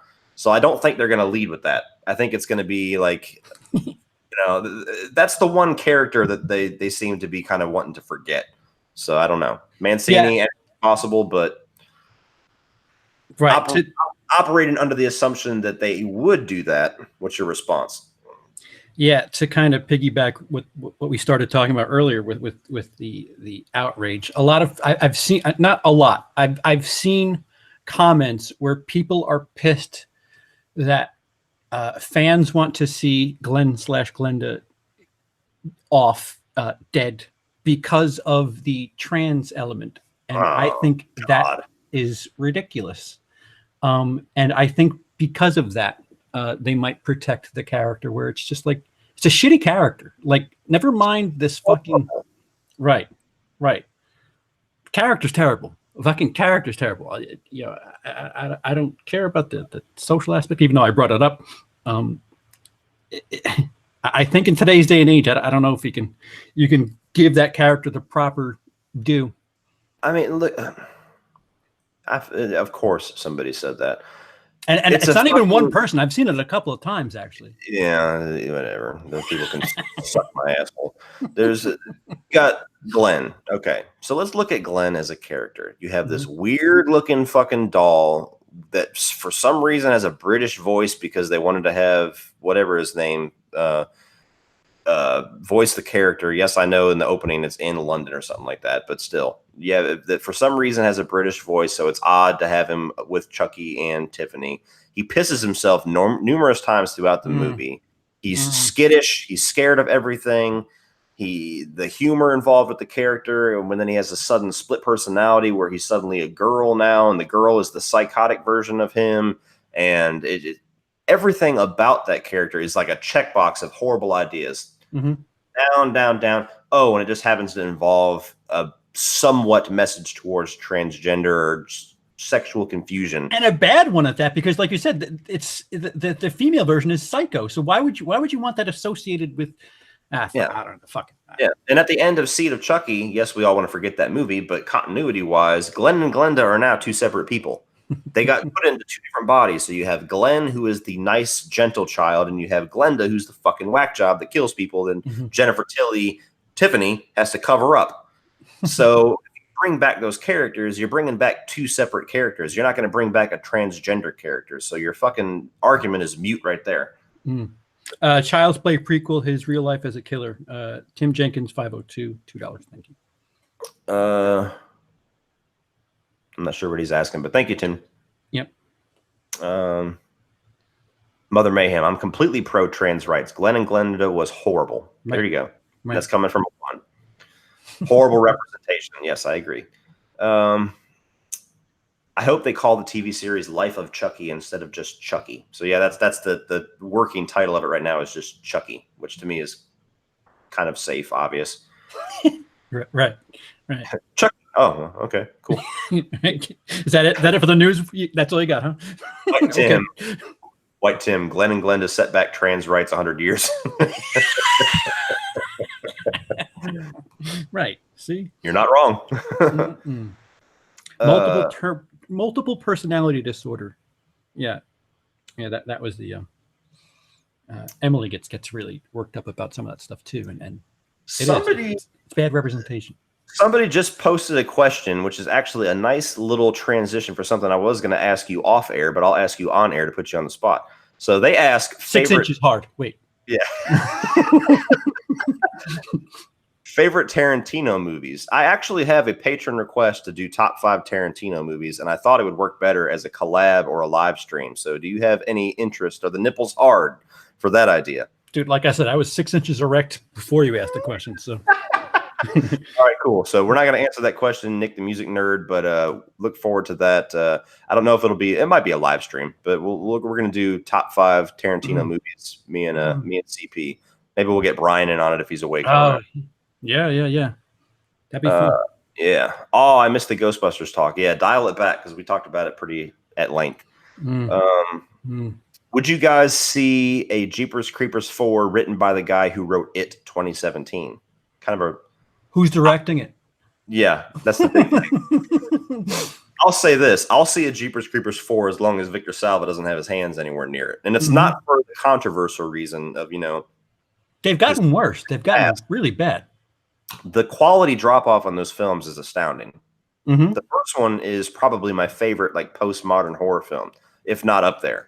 And it's fucking phenomenal. You get to 2, and 2 still has some cool, like B movie, like drive-in theater elements to it. That's still fun to watch, but it's got a lot of weird shit. And then you get to 3, and holy fucking Christ, they're not going to make another Jeepers Creepers 4 if Victor Salva is attached to it, because they struggled for like a decade to get Jeepers Creepers 3 made, because at every single turn he was getting blocked because of who he is or who he was. Right. And so they had to fight tooth and fucking nail for years and years and still get screwed out of a theatrical release to make that movie. They're not going to do it again. And I have an assumption that they're probably not going to be able to get the rights. I don't know if he just has the legal precedence on these rights and is refusing to let them go. But if they could have made 3 without him, they would have. So Brian says, hell yes to Tarantino top 5. Lindsay, not too far behind him. Sure. You, CP, maybe Brian. See if Lee's available too, the whole gang. Yeah, I feel like we're forgetting somebody, but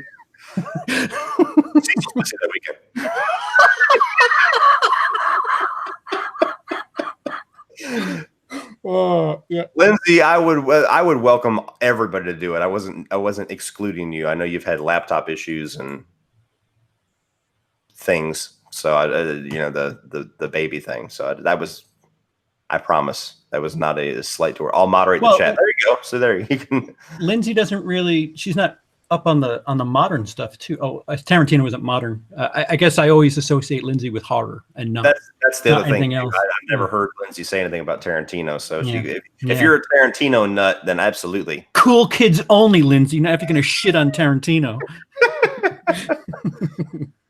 You and me, Linz, will do our own top 5 for Brian. Brian, don't be the fucking savior here, Mr. White Knight. For fuck's sake. Go back to sleep. Oh, man, here's 2 good ones. Brett Sheffield, thoughts on the Rambo 5 we're getting. So have you seen the pictures? No. Where it's supposed to be like more like a Western, like it shows him like on a horse and he's like a rancher because he went back to the ranch, his family's ranch at the end of the 4th one. And it's something to do with some gang members are doing something to somebody that he loves or knows in this community or something. Okay. So all right. There's not a whole lot to go off of, but all I'll say is that, you know, the 4th one was pretty kick-ass. Fucking A. Chucky has been pretty kick-ass since he came back to it, so I have no reason to doubt it. And Believe in the Hype has a good question. Man on Fire or Training Day? Oh, wait, what was it? Man on Fire or Training Day? Just outright? Just yeah, I guess it's Training Day. Is it really that close? Really? It's a tough one for me because Man on Fire is fucking awesome, and that's one of my favorite Denzel movies. Training Day is definitely up there too, though. That's a tough one. I'd have to rewatch both of them in succession and then tell you, but it's a close one. Yeah, those Tony Scott Denzel collabs kind of get blended together for me. Cody avoids Tales from the Crypt altogether. Who asked that question? I never grew up watching the actual show Tales from the Crypt, so if it was a question on the show, I couldn't answer it. Demon Knight is the shit. Bordello of Blood, I couldn't even get through. So I don't know. I missed the question. Mother Mayhem, that's because you've never asked. Well, doesn't matter.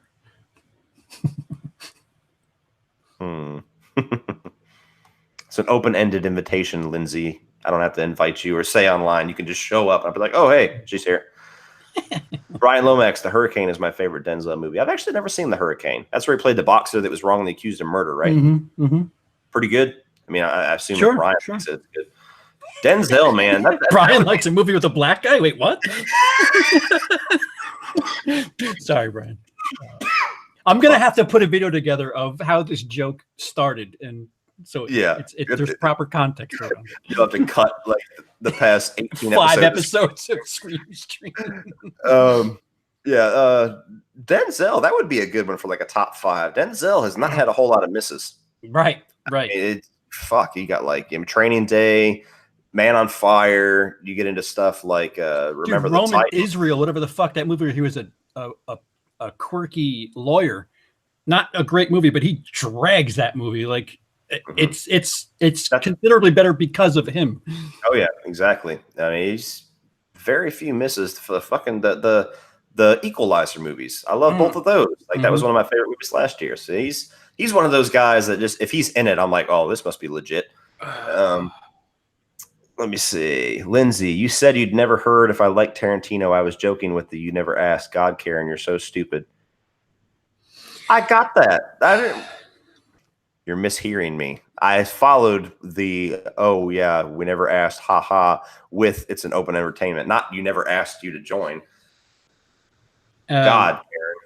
Yeah. Lindsay, why don't you just get on the chat and be catty if you're going to just get in the goddamn hangout. Better opening, Scream or the Friday the 13th remake? You answer that first because... Scream. That's easy. Is it? Yeah. I mean, Scream, look, Friday the 13th, the opening, 15 minutes is fucking awesome. But the opening to Scream is one of the greatest openings to a movie, period. Not just a horror film. And I like Scream a lot. I'm not as big on Scream as everybody else. So this is somebody who's a casual Scream fan telling you that. The opening scene with Drew Barrymore, it kind of is the highlight of that whole franchise. Your thoughts? I'm a Friday fanboy, and I'm not the greatest fan of the remake, but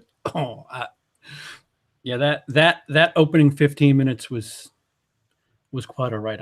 I'd rather that than Scream, to be honest. Fair enough.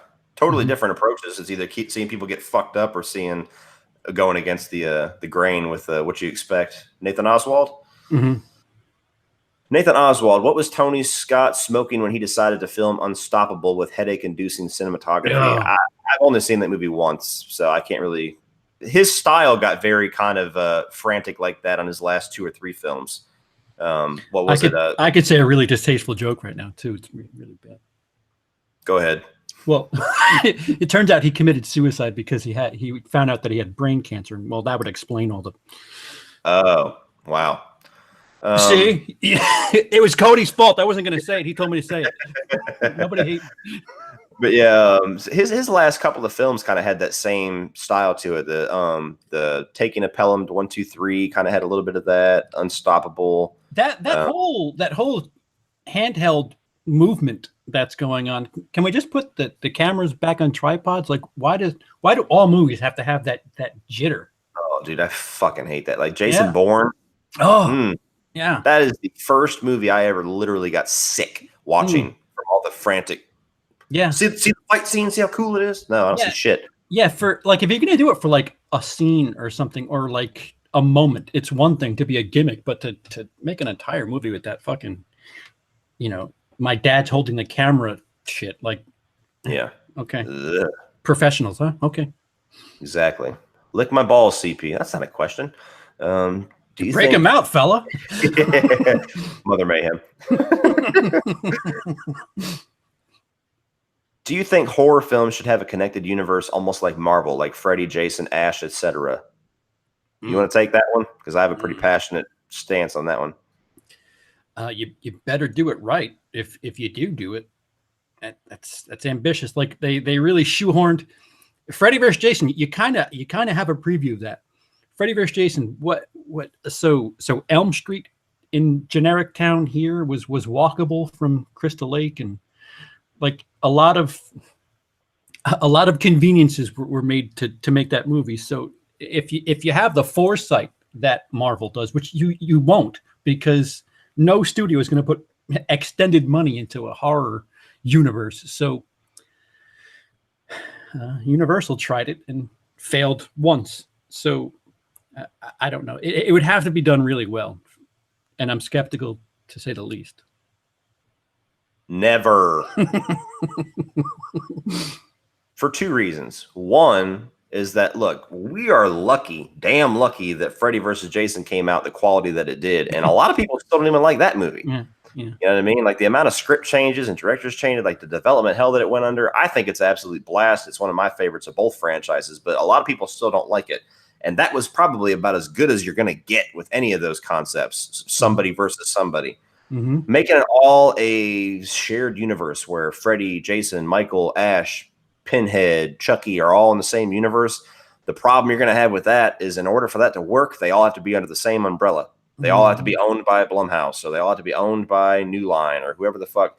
And the problem you run into with that, let's say somebody coughs up enough money to get all these horror franchises together under the same umbrella, then they're all going to feel the same. What's the main thing that we bitch about Marvel movies? Despite how good, despite how good most of them are, they all feel the same. They all have the same template. They have the same formula. They kind of retread the same territory. Do you really want Nightmare on Elm Street movies feeling like the last two Child's Play movies, which felt like the last Friday the 13th movie, which felt like an Evil Dead film? No. So, and I'm kind of tired of everything having to be a shared universe now because Marvel did it. Like the Fast and Furious has to have its own universe, and now Transformers is going to have its own universe with G.I. Joe at one point, and MIB was going to cross paths with 22 Jump Street at one point, and then you got Alien versus Predator, and like it's just no. For a comic book, for an animated short, sure. Movies. Spartan King of TX. Do you like Rob Zombie's work? There you go. Some of it looks good. Some of it. Rob Zombie can direct. Can't write. And he refuses to do one without the other. I'm one of the few people you're going to see that defend Halloween 2. That's my favorite movie of his. So I guess I can leave it at that. I could probably build you my perfect Rob Zombie movie with a bunch of scenes from all of his movies.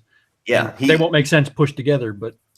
And that's because he succeeds and fails at different things in every movie. It's like he doesn't learn the lessons. Like he'll succeed at this and fuck up the characters. And then you go to the next movie and the characters are great, but he fucked that thing up. And then, it's just one of those things where he needs somebody tapping him on the shoulder. Like, we don't need 18 cunts in the first 15 minutes of this movie. I think that might be a touch too much.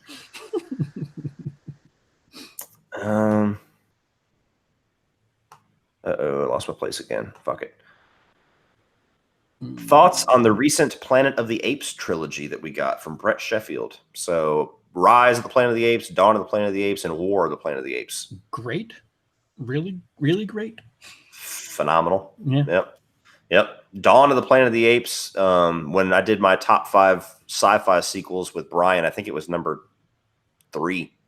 So I mean, it's Dawn is like one of my favorite films of all time now. Rise, when Rise came out, I didn't have a whole lot of faith in it. I don't think anybody did.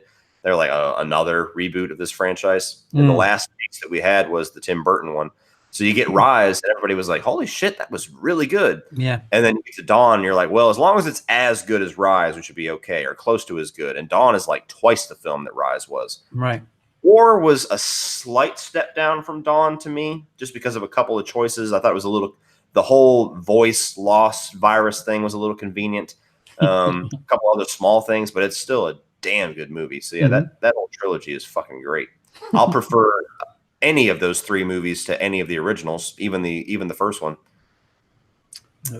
What do you think of JJ's Phantasm trilogy? JJ's Phantasm trilogy. Chris Black, what do you think of JJ's Phantasm trilogy? Baseball emoji, 8-ball emoji, and soccer ball emoji. I don't know what those mean. I don't know if I'm just not up on the news. Is J.J. Abrams producing a Phantasm trilogy or some shit? I don't know. J.J. Abrams, his company put together the Bad Robot. Yeah, Bad Robot. I think it produced the Blu-ray of the original that had like the 4K scan or whatever. But that's as far as involvement goes with that franchise, as far as I know. So chime in again, Chris Black, and let me know what I'm missing. Does Rob Zombie fit better in Wrong Turn or Texas Chainsaw? Either one, really. Yeah, I would have thought Texas Chainsaw. Yeah, Texas Chainsaw fits him pretty damn well. Yeah, Southern Fried, sure. Yeah, hillbilly horror is kind of his thing. So Texas Chainsaw and Wrong Turn are kind of the same. They're like cousins, you know what I mean? So it's for lack of a better term. Yeah, exactly. So either one, really. Yeah. Texas Chainsaw dives more into psychology and characters and vile dialogues, and Wrong Turn's more slasher about the kills. So I think Texas Chainsaw would probably give him more to chew on. But and to suck his own cock with the fucking screenplay too. Just yeah, exactly. Where's the Phantasm 3 review? Ask Lee. I threw his ass under the bus last night. I had somebody ask me that question. I was like, look, I said, I've seen Phantasm 3 a dozen times. I'm ready whenever Lee is. Lee's the one that keeps dragging. Says that he's watched the first half like 4 times and keeps getting interested. So from now on, just message Lee. And then fucking Lindsay busts me out in the chat today. Like, hey, he set you up. If anybody asks you about it, it's because he told him. He's got to listen. He's got to do Rogue One and Episode 4 and Episode 5 and Episode 6. Exactly. He's busy. He's a busy guy, Lee is. See if he can pencil you in. He had to see Alita Battle Angel a second time. So really busy. But did his opinion change on Alita? That's the important question. Did he go from loving it to hating it? I don't know. Did he release a video today? I was wrong about Alita, all caps. Drum Dums was overhyped on Alita. We love you, Lee. Yeah. Per CP's video earlier today, we love you. Oh, yeah. I should give him that to pre-roll before the I'll content it. But yeah. Mother Mayhem, Lee is busy. # ride that Disney dick. That was Lindsay Lee. Yeah. Oh man. The Horror Junkie 78. Thoughts on Rian Johnson's so-called Star Wars trilogy? I bet it's going to suck. So what's your thoughts? You were a lot higher on The Last Jedi than I was, so I'll let you start. Yeah. I'm fine. Like, listen, we have no knowledge of, again, going back to the Ghostbusters thing, we have no knowledge of anything of what it is, what it's about, like where it's going. If it's even still happening, I'm fine with The Last Jedi. People are, and this is the other end of what we were talking about before too. People are pissed off because females were hokey, and Luke died. Okay, well, Ben Obi-Wan died in the first one, and you still saw him for the whole trilogy. So I don't like. He made a decent looking movie. Technically speaking, it was. If you hate the story, that's one thing, but it was well made. For all the complaining that was done about the prequels, it just looks so shitty. There's this, there's that. At least Rian Johnson, you could mute it and still watch it and still be pleased. Mm-hmm. We have nothing to go off. I mean, can the trilogy that we're on right now wrap up first before we go diving into new shit? Yeah, I mean, I'm more excited about him doing original stories in the Star Wars universe, his own trilogy, than following somebody else's work, because that's kind of where my problems with The Last Jedi start and end, is all of the interesting setups that JJ made in Force Awakens, like, you know, Rey's parentage, who is Snoke, is Kylo going to switch, is she going to switch, all these things, what's going to happen when Luke is going to get there, he's going to rise to being the Jedi again. Every single expectation that movie set up, Rian Johnson did the opposite of what everybody expected.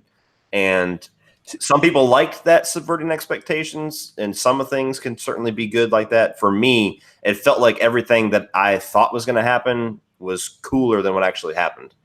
So yeah. And they kind of gave a hint away in the trailer, in dialogue where Luke actually says, this isn't going to go the way you think. It's a movie based on failure. Yeah. So I could see people not liking it, but I dug it. I dug that, you know, he for like, you can't have your cake and eat it. You can't say that Force Awakens is too samey and then say Last Jedi is like, you have to like one of those two. I'm sorry. That drove me fucking nuts too. The same people that bitched that the Force Awakens was like a remake, and then go to the Last Jedi, like it doesn't feel anything like the other ones. What fucking entry camp are you in? Yeah, I was not one of those. I love the fact that the Force Awakens recaptured all of that. That's what the movie had to do.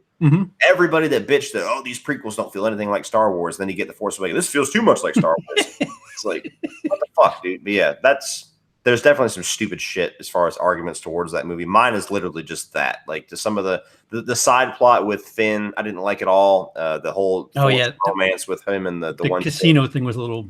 Yeah, the forced romance with him and the one chick where she like crashes into him at the end to save him. Oh, the most cringy line, perhaps, and even better, cringier than "I hate sand." The fucking what the fuck does she say? We don't fight for things. We save the things we love. Just like, whatever the fucking line was terrible. Yeah, it was terrible. So there was a lot of issues with the movie for me. But yeah, Rian Johnson is an awesome director, and he's a great writer. So if he's going to take Star Wars and do his own shit with it, then I'm fine with that. It was just the thing that he did to follow JJ that really turned me off. And then now JJ has to follow it and either stick with it or try to course correct somewhat. So yeah. And again, this is something that probably doesn't translate to story, doesn't translate to a lot of people. And this is my film snobbery coming through. But he does a brilliant thing at the end there in the third act with the war.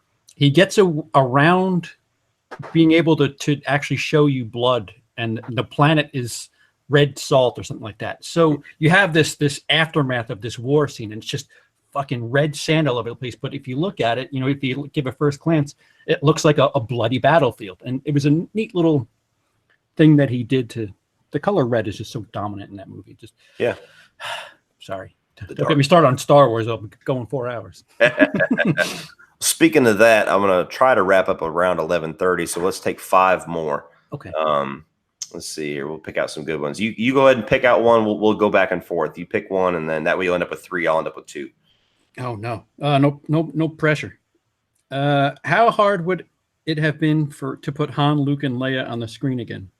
Oh yeah, that's a. I mean, you don't know what their plans were if Carrie Fisher was going to live. But Han was out because of the Force Awakens, so that. But Luke and Leia, you got them together, so I don't know. It's. Yeah, I get the gripe, but at the same time, that Luke and Leia scene at the end of The Last Jedi is pretty sweet too. So yeah, I get it. It's just Harrison Ford. You're lucky you got one out of him. Yeah, for sure. Let me see here. believe in the hype, The Departed or Black Mass? I mean, I haven't even seen all of Black Mass, but that's a landslide victory for The Departed. Mm-hmm. I mean, The Departed is like Mm-hmm. competes with Goodfellas for me. Like, Yeah, it's fucking brilliant. Black Mass is just a good cool performance. Yeah, cool. Johnny Depp's not wearing a fucking costume, so it's He's still got something on his face though. Yeah, exactly. So yeah, that's a pretty easy question there. Have you seen As Above, So Below? I haven't either. So pick another one. Nothing official on Phantasm remake, but JJ is attached. Phasma's referenced in TFA. Also, Don Coscarelli said years back that the plan was to make the new films the horror version of Star Wars. That doesn't even make any sense to me, and I'm a Phantasm fanatic. That has nothing to do with Star Wars. I mean, look, that would, as off the wall as it would seem, if JJ was attached to a Phantasm remake, that would be fucking awesome, because you have JJ is a very quality filmmaker that does things like the Cloverfield universe attached to a franchise that I love, that not a whole lot of people have seen or have the love that I have for it. So I would be cool with that. I need to read more on that because I haven't heard anything, but that's okay, cool. Yeah, JJ is the polar, like he is the hero for what we're talking about as far as marketing. He's all about, he did a TED talk on Mystery Box. He does this fucking 20-minute TED talk on getting people salivating over something. And if anybody knows how to cock tease an audience, it's J.J. Abrams.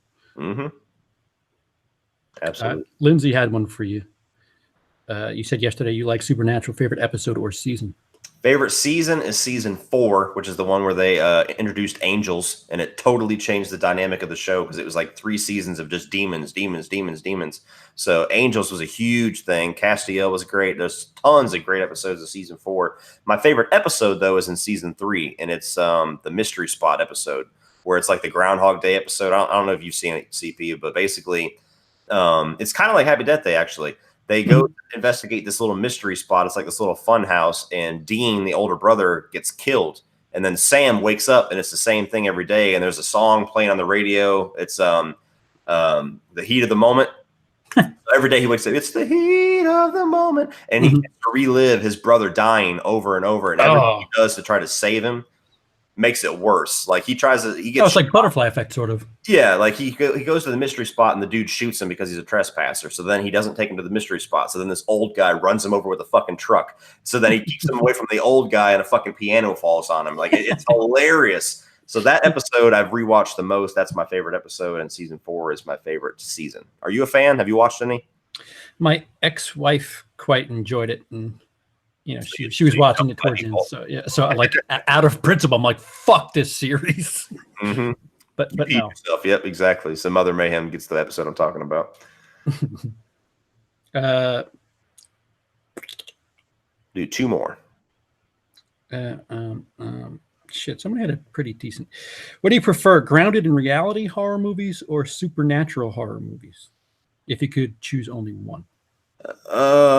Grounded in reality, I guess. I mean, it's hard. I mean, all our favorite movies are pretty much supernatural, but if you're just going on face value, the stuff that tends to be more horrifying is the stuff that feels like it could happen.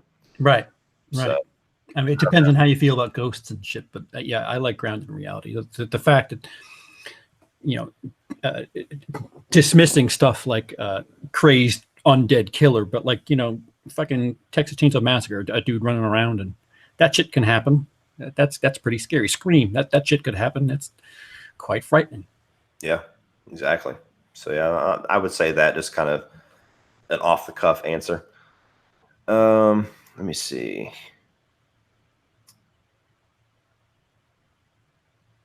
This is kind of an interesting one. So it says favorite, but I guess most anticipated non-horror movie coming out this year. And then we'll end on that one. Most anticipated non-horror movie this year?